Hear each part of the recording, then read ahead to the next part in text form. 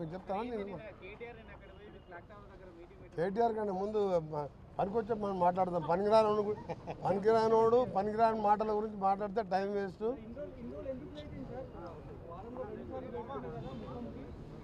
ఈరోజు మన నూతన పిసిసి ప్రెసిడెంటు నా సహచరుడు, నాతో పాటు నాకు 2 ఇయర్స్ జూనియర్గా ఎన్ఎస్యూఎల్ నుంచి గత 35 సంవత్సరాలుగా కాంగ్రెస్ పార్టీలో పనిచేస్తూ ఈరోజు అంచెలంచెలుగా కార్యకర్త నుంచి ఇవాళ పిసిసి ప్రెసిడెంట్ స్థాయికి ఎదిగిన మహేష్ కుమార్ గౌడ్ గారు మా సోదరుడు, వారు పిసిసి ప్రెసిడెంట్ అయినాక ఈ కార్యక్రమం తీసుకోవడం జరిగింది. ఇది 11th మీటింగ్. ఇది మధ్య బట్టి విక్రమాన్ని మొదలుపెట్టి చాలామంది మంత్రులు రావడం జరిగింది. నేను కూడా 2 సార్లు సమయం ఇచ్చి, ఒకసారి ఎమర్జెన్సీలో ఢిల్లీకి పోయి రావడం, అక్కడికి వెళ్ళి గడ్కరీ దగ్గర మీటింగ్ ఉండడం, ఒకసారి ఏమో కాన్ఫరెన్స్లో యాక్సిడెంట్తో రాలేకపోయాను. ఈరోజు రావడం జరిగి ఇక ముందు నాకు కేటాయించిన డేట్లో తప్పకుండా ప్రతి సందర్భంలో ప్రజావాణి కార్యక్రమం, ప్రజా దర్బార్ నిర్వహించడానికి గాంధీ భవన్ రావడం జరుగుతుందని చెప్పి ఈ సందర్భంగా మీడియా ద్వారా మా పిసిసి ప్రెసిడెంట్ వారి ఆదేశాల మేరకు నాకు ఇచ్చిన డేట్లో తప్పక రావడం జరుగుతుంది. ఇది ఒక మంచి కార్యక్రమమే కాదు, ఇది పరిచయం లేని వాళ్ళు డైరెక్ట్ నేరుగా సామాన్య ప్రజలు కూడా రావచ్చు. అందుకనే ఒకవైపు మినిస్టర్లను కూడా చూస్తున్నాం. నిన్న మీరు ఒకసారి మీరు మినిస్టర్ క్వార్టర్కి వచ్చి ఉంటే మీరు కూడా కొందరు వచ్చి ఉండొచ్చు. బహుశా ఉదయం నేను 7:30కు ఆఫీస్ మినిస్టర్ క్వార్టర్కి వస్తే 3 వరకు దాదాపు కొన్ని వేల మంది, 5-6 వేల మందిని కలవడం జరిగింది. పక్కకే శ్రీధర్ బాబు గారి క్వార్టర్లో అదే పరిస్థితి. అక్కడ కలుస్తున్నాం, సెక్రటరియట్లో కలుస్తున్నాం, ఇంటి దగ్గర కలుస్తున్నాం, జిల్లాలో తిరుగుతున్నాం.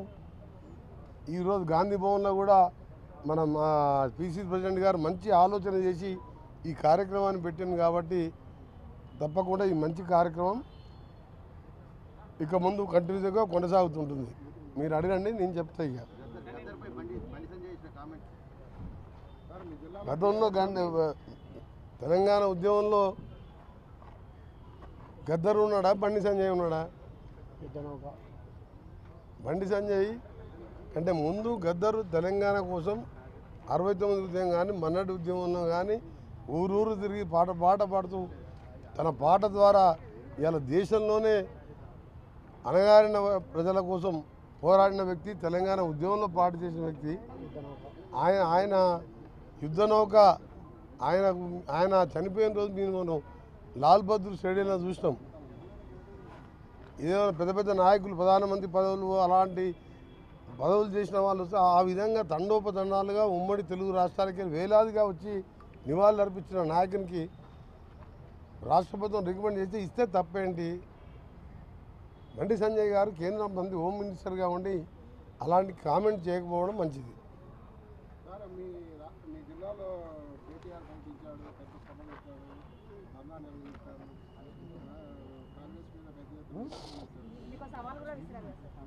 ఐదారు వేల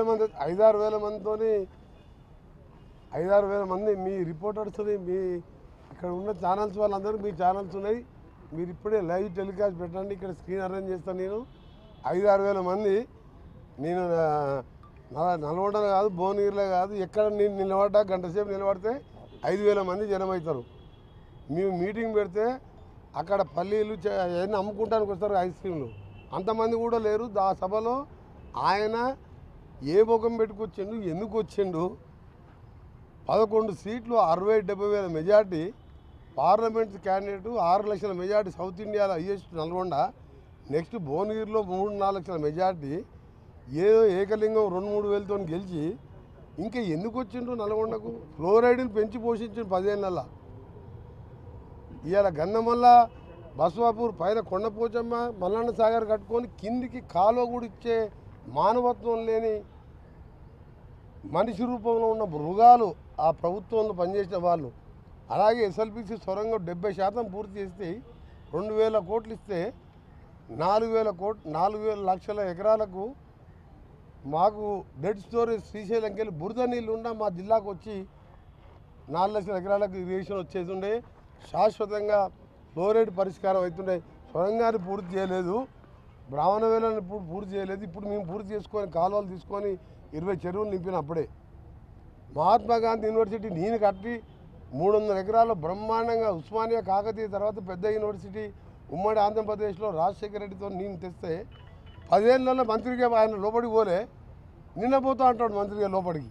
10 ఏళ్ళకెళ్ళి విద్యాశాఖ మంత్రిగా ఉన్న జగదీష్ రెడ్డి పోలే, కేటీఆర్ కూడా 1-2 సార్లు వచ్చినట్టు నల్గొండకు ఆయన పోలే. ఆయన వచ్చింది ఒకటేసారి, అక్కడ ఒక ఎమ్మెల్యే చనిపోతే వాళ్ళ తండ్రి దినాలకు వచ్చిండు దత్తత తీసుకుంటా అని. ఇంకోసారి కేటీఆర్ వచ్చిండు టీఎఫ్ అని ఒకటి కట్టి తాళం వేసి వచ్చిండు. దాని గురించి కూడా అది మొత్తం తాగడానికి పనికొస్తుందని చెప్పిండు. నువ్వు కట్టింది మీ నాయన డైరెక్షన్ ప్రకారం అన్నిటి కట్టిన 3-4 టీఎఫ్లు కూడా మీ నాయన ఆదేశం ప్రకారం అక్కడక్కడ డబుల్ బెడ్రూమ్లు అక్కడక్కడ టీఎఫ్లు కట్టి పేకాటకు బార్ లాగా చేసింది మీరు. టీఎఫ్ కట్టినోడు కంపెనీలు తీసుకొస్తారా లేడా? ఐటీ మినిస్టర్గా ఉండి నల్గొండల ఎలక్షన్కు నెల ముందు ఓపెన్ చేసిండు, మొన్న అసెంబ్లీ ఎలక్షన్ ముందు. అందుకని అంత ఘోరంగా ఓడిపోయిండ్రు. పార్లమెంట్ ఎన్నికల్లో డిపాజిట్ పోయింది. అసెంబ్లీలో 60,000తో నా మీద ఓడిపోతే అక్కడ ఎమ్మెల్యే, మొన్న అప్పటి అభ్యర్థికి నా మెజార్టీ కూడా ఓటు రాలేదు. మొన్న పార్లమెంట్ ఎలక్షన్ ఆ ఓడిపోయిన ఎమ్మెల్యే అభ్యర్థి సోదరుడు పోటీ చేస్తే 20,000 ఓట్లు వచ్చినాయి. ఎమ్మెల్యే ఎంపీగా పోటీ చేస్తే 20,000 ఓట్లు వచ్చిన ఆయనకు నల్గొండకు వచ్చి నా మీద మాట్లాడితే తెలంగాణ కోసం కొట్లాడి మంత్రి పదవి వదిలిపెట్టి సొరంగం లాంటి ప్రాజెక్టు తీసుకొచ్చి ఫ్లోరైడ్ కోసం కొట్లాడినప్పుడు వీళ్ళ ఆయన డిప్యూటీ స్పీకర్గా అధికార హోదాలో బుల్లెట్ ప్రూఫ్ కార్లలో తిరుగుతున్నాడు. అప్పుడు ఫ్లోరైడ్ కోసం 12 రోజులు నిరాదీక్ష చేసిన. అప్పుడు కేసీఆర్ గారు స్పీకర్ హోదాలో ఉన్నాడు, చంద్రబాబు నాయకత్వంలో అధికారం వెలువబెడుతున్నావు. అప్పుడే పోరాటం చేసిన. ఆయనకంటే ముందు ఎమ్మెల్యే కాకముందు ముందు ఎన్ఎస్పీ యూత్ కాంగ్రెస్ నాయకునిగా మా నాయన ఎమ్మెల్యే కాదు, ట్రాన్స్పోర్ట్ మినిస్టర్ కాదు, డిప్యూటీ స్పీకర్ కాదు, ప్రజల్లో ఉండి ప్రజలతో నుండి యూత్ కాంగ్రెస్ ఎన్ఎస్పీ నాయకునిగా సొంతంగా కాంగ్రెస్ పార్టీ టికెట్ ఇస్తే ప్రజానాయకుడు యువ నాయకునిగా ఉండి ప్రజలతో నుండి ఎమ్మెల్యే అయినా. కేటీఆర్ డైరెక్ట్ అమెరికాకి వెళ్ళి వచ్చి డైరెక్ట్గా వచ్చి కేటీఆర్ కొడుకు అంటే ఎమ్మెల్యే టికెట్ ఇస్తే అక్కడ ఉన్న ఉద్యమకారుడు కేకే మహేందర్ రెడ్డి పొట్ట మీద కొట్టి ఆయన కడుపు కొట్టి ఉద్యమకారుని చంపి 80 ఓట్లతో మెజార్టీ గెలిచిన ఆయన నా మీద విమర్శిస్తావు. కేటీఆర్ నువ్వు హరీష్ రావు కోమటిరెడ్డి వెంకరెడ్డికి కాలి గోటికి సరిపోరు. నువ్వు ఆయన కేసీఆర్ అల్లుడని చెప్పి ఆయన లీడర్ అయ్యిండు, నువ్వేమో కేసీఆర్ కొడుకని లీడర్ అయినావు. మా నాయన ఏం చేస్తాడు? వ్యవసాయం చేసుకుంటాడు. ఎట్లయినా నేను 5 సార్లు ఎమ్మెల్యేకి ఒకసారి ఎంపీగా, నువ్వు మొన్న నీ ఎందుకు పార్లమెంట్ ఎన్నికల్లో నా కాన్ఫిడెన్స్ నేను 1 గంట కూడా ప్రచారం చేయలే. 60,000 మెజార్టీ వచ్చింది మా రఘువీర్ రెడ్డికి. నువ్వు సిరిసిల్లలో 10,000 కోట్లు అభివృద్ధి చేసుకున్నావు కదా, 6,000 మైనస్ ఎందుకు వచ్చింది? 6,000 బండి సంజయ్కి లీడ్ ఎందుకు వచ్చింది? బీజేపీతో కుమ్మకైనా లేకపోతే ప్రజలు నీ ముఖం చూడలేక వేరే పార్టీకి ఓటేసినా? అందుకనే నీ కెపాసిటీ కోమటిరెడ్డి వెంకరెడ్డి పేరు తీసుకునే నైతిక హక్కు లేదు. కోమటిరెడ్డి వెంకరెడ్డి అంటే నీతి నిజాయితీకి మారు పేరు. 30 ఏళ్ళలో ఒక్కసారి నా పేరు వచ్చింది. నాది ఎక్కడైనా కబ్జాలు చేసి దోసుకున్నాను. నువ్వు ఫార్ములా రేసు, ఈ రేసు గుర్రాలు, బిల్లర్ల గుర్రాలు, ధరణి మీద 2-3 లక్షల కోట్లకి వెళ్తుంది. మీ ఆస్తులన్నీ మొత్తం పక్కాగా బయటపడితే ఒక్కొక్కటి బయటపడి కోర్టుకు పోయి సుప్రీంకోర్టుకు పోయి కోట్ల రూపాయలు అడ్వకేట్లను పెట్టి నా మీద ఒక చిన్న కేసు అన్న ఉన్నదా? అవినీతి వరకు ఉన్నదా?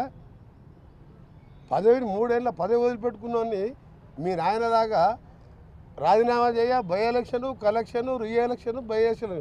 నేను రాజీనామా చేసినంటే మళ్ళీ చెప్పిన, ఆ రోజు చెప్పిన, గవర్నర్ ఇంటి ముందర చెప్పిన, తెలంగాణ రాష్ట్రం వస్తుంది, వచ్చినప్పుడే మంత్రి అయితే అప్పటిదాకా మంత్రి పదవి తీసుకున్నా. అందుకనే ఆ బచ్చగాల గురించి మాట్లాడకు. నేను ఒకటే చెప్తున్నా, కేటీఆర్ నువ్వు మీ బావ కలిసి మీ నాయనని ప్రతిపక్ష నాయకుడిగా వస్తావా రావా నెక్స్ట్ అసెంబ్లీ సెషన్కు బడ్జెట్ సెషన్కి అడుగు. రాకుంటే నువ్వు హరీష్ రావు కొట్టుకుంటున్నావు, కత్తులు పెట్టుకొని కొడుచుకుంటున్నావు. నాకు కావాలని ఆయన ఎట్లా వస్తట్టు లేడు. మా ముఖ్యమంత్రి గారు మొన్న బాగా చెప్పిండు, కొడంగల సర్పంచ్ 4 రోజులు ఊళ్ళలోకి రాకపోతే తర్వాత వస్తే రాళ్ళ తీసుకొని ఎడబడతారు సర్పంచ్ ఎమ్మడి. ప్రతిపక్ష నాయకుడు 13 నెలలు అసెంబ్లీకి రాకుండా ఏం చెప్పాలి? అవసరం ఆయనకు ఆ పోస్టు? నువ్వు మీ బావ తీసుకొని కొట్లాడు, అప్పుడు మీకు సమాధానం చెప్తావు. నువ్వు ఎమ్మెల్యేవు, నువ్వు డిప్యూటీ లీడర్ కాదు, నీ కార్యవర్గం లేదు. బీఆర్ఎస్ ఎల్పీ కార్యవర్గం లేని కేటీఆర్ జూనియరు వాళ్ళ ఆయన పేరు చెప్పి ఎమ్మెల్యే ఆయనకు నేను సమాధానం చెప్పా. కేసీఆర్ బహిరంగ చర్చకు వచ్చి సొరంగ మార్గం ఎందుకు పూర్తి చేయలేదు ఆయన అడగను. గంధమల్ల టెండర్ పిలిచి ఆలేరు బాగుపడితే చూడలేక క్యాన్సర్ ఎందుకు చేసి